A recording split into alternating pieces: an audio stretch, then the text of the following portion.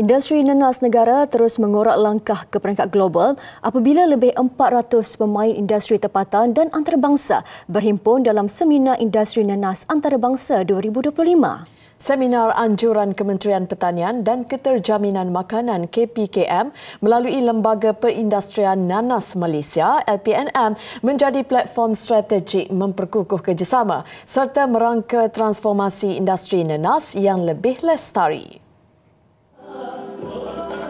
Menurut Timbalan Menteri KPKM, Datuk Arthur Joseph Kurup, usaha pemantapan industri nanas melalui penyelidikan, pembangunan infrastruktur dan inovasi digerakkan LPNM memberi impak positif melalui rekod kerugian yang dapat dikurangkan setiap tahun.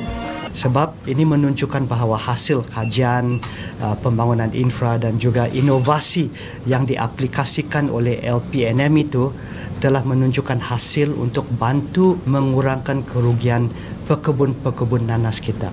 Daripada segi variety benih yang diberikan, daripada infra, pengumpulan analisis data dan sebagainya telah membantu kepada kita meningkatkan lagi kecekapan penanaman nanas di negara kita.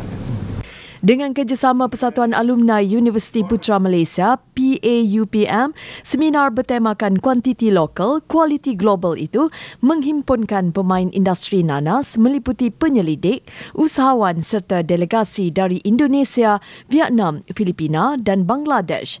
Seminar berkenaan juga dijadikan platform penting dalam membincangkan masa depan industri secara holistik, termasuk cabaran seperti perubahan iklim, kekangan tanah dan penglibatan generasi muda.